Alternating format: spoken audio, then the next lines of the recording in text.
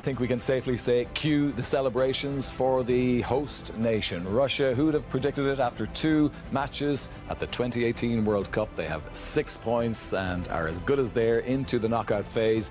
Uruguay and Saudi Arabia, well, they play tomorrow. The likelihood is that Uruguay will be joining them if they get past Saudi Arabia. So that's the situation in Group A. A great night for Russia. More goals. Who thought we'd be talking about free-scoring Russia? On the overall performance, Damien, very much deserved victory tonight for Russia. Yeah, but again, you forget just before, let's call it a lucky goal. Let's be honest, the first goal, there wasn't a lot between the teams. And then for 15-20 minutes Egypt fell apart, albeit the second and the third goal, they're good goals. Sal obviously tries to get them back in with that bit of quality. I still think he looked fit. I'll stand by that. he's obviously playing with a different calibre of footballer. Well, obviously Liverpool and Egypt, but it's still, listen, well done Russia. It's great for the tournament. You know, might keep the hooligans at bay for the time being as well, but I would still worry about them when they come up against proper quality. Obviously they're more or less true, as Ray mentioned, and your good self. But listen, when they get into the last 16, it's Spain, Portugal. Sure. It's one of them, a free scoring Ronaldo or the ultimate footballing team. But listen, yeah, again, job well done, but you forget for 55 minutes, 50 minutes, whenever that first goal was scored, like, it was a bit of a slog. It wasn't a pretty watch. Yeah, they were doing a job. It was 0-0. That would be a good result for them. Yeah. But, you know, but there is something that's very important in all sports, and particularly in football, momentum. And Russia now have 2 wins on the trot. They have the nation behind them. That could be very significant as the tournament goes on, Damien, especially with other teams not performing to the level that we've expected. It is, but I don't think they have more quality to offer. So Uruguay, listen, that'll be an interesting game, I think, anyway, whether anyone actually wants to go and win the group or what. But I don't think they can up it another level or another gear. This is Russia. This is what they have to offer. So, yeah, momentum, it's brilliant. They're all willing to fight for their country. 8 goals, yeah, again, well done. But I don't think they have any more quality to give. This is Russia. Yeah, they've won 3, 1 tonight. They scored 5 the other day. I'd still question the quality. Saudi Arabia were very poor. Egypt capitulated for 20 minutes tonight. But I don't expect that they can give any more than this. So, all very well momentum, but you have to look at their quality as well. Yeah, having seen that own goal now, Richie, you kind of dismissed the luck aspect for Russia. Now, I was making the point that they had luck with their substitution and the introduction of Cheryshev in the first game. They had a little bit of good fortune again tonight, and you know, it's the way people say things like, "I'd like a lucky manager." You know, they've got a lucky streak going at the moment, haven't they? Yeah. To a point. Yeah, I mean the game, as we reflected on it at half-time, there wasn't a huge amount between them in the first half, and it wasn't great quality, and it's the Russia that we were led to believe we would see. And I'm thinking back to 12 months ago when we watched the Confederations Cup, which you remember, that was billed as the tournament that would unite the supporters, the public, with the players, and they would get behind them because they would start to build up some momentum. The word you've mentioned there tonight, and it just went flat. It was horrible. They were awful. They offered nothing, and there was no even sign of any kind of reason to be optimistic. And you look at there's some players unavailable since then because of retirements, because of injuries, because of disputes with the coach. Alexander Cochrane, one of their best strikers, is unavailable as well. This is a completely unforeseen, unpredictable outcome to be at after 2 games. Uruguay will get 3 points tomorrow against Saudi Arabia. Russia now are in the scenario they can rest players for the final group game against Uruguay. They're already in. They will face probably Spain or Portugal. You can argue the toss as to which is the tougher job, but to be in this position, given where they've been and what was expected of them, the press reported they were consistently billing this as a team that it's going to go out and let everyone down. Former player Conchelsis came out recently and said, worst Russia team ever. No dispute, they're horrendous. And they're 8 goals and 6 points later after 2 games. Yeah, this is remarkable. Is it fair to say, Richie, that prior to the start of the tournament that most of the experts would have said that the 2 teams coming out of Group A would be Uruguay and Egypt? Well, my sense was that Uruguay would get out of the group. I would have predicted Saudi Arabia to be 4th. I didn't at all predict it would be as bad as they showed the other night. And as I said at the start of the programme, I thought this would be the fixture that would decide who'd go through with Uruguay. So it's a level of performance we didn't expect from Russia. You're right to suggest the first goal came about because of fortune. It was a freak occurrence, nothing to do with anything positive that Russia did, so they benefited in that moment. But they went on and got capitalised on moments of real, capitulation and poor concentration from Egypt. So they deserve to win tonight. They deserve to go to the next round. Not something I expected to be saying, certainly after 2 games. OK, well, let's have a look now on how it began to fall apart for Egypt. I think at half-time we thought possibly this was still a chance for them, but this own goal seemed to kill them altogether. Listen, we can call it lucky, but Ahmed Fatty here, the minute that ball is punched, he has to get narrow inside the Zuba. He never does that. And that's why it ends up a tussle, and that's why he ends up trying to fight it. The Zuba just uses strength and just swats him aside. But for me, the minute, as I said, and by the way, awful goalkeeping from the goalkeeper, just needs to come and catch it. But Ahmed Fatty doesn't smell the danger. I said the minute that ball is punched out, he just has to narrow up.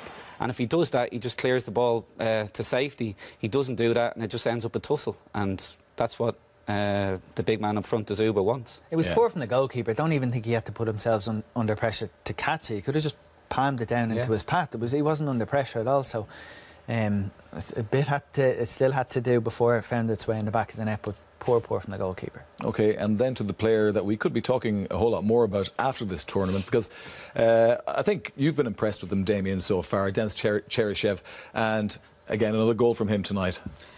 Great goal. He scored 3 fabulous goals, and now he's obviously joined with Ronaldo. I just love the timing of the run. I wouldn't call him a touchline winger, outside like a Sané, looking to take people on. Always willing to come inside, and it's a brilliant time of the run. Here you see, he just has calm, doesn't want to go front post, back post, just waits, just stands, and that's a skill in itself. It's like a Lampard run, knows where the space is and just the timing. Sometimes it's best just to stand still, and that's what he does here. Times it in, centre half and right backs attracted obviously to Zuba, and great finish. And he's had a tough time of it. He's had an awful lot of injuries over the years. He's only 27 and he's only got 12 caps.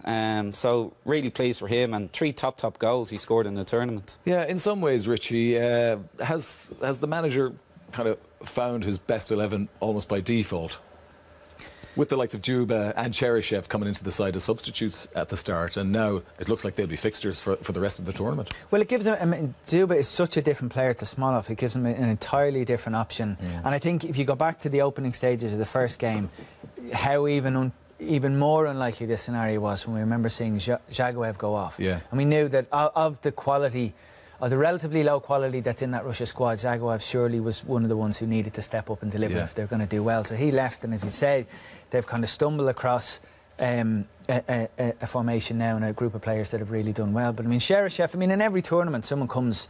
The first tournament I watched was 1990. Scalacci came from nowhere, made a name for himself. I think was the top scorer. So Cheryshev is on cloud 9 at the moment. He certainly must. And then Juba up front, again on the mark tonight. So again, look, strikers getting goals. That's all very positive from a Russian point of view, as far as I can see. It is. You know what? As much as you could praise them for getting the 5 goals against Saudi Arabia, some of the defending in that game was appalling. And I think as this is wonderful skill. I'll start with the positives here. It's a ball into someone who this is playing to his strengths. He's big and he's strong.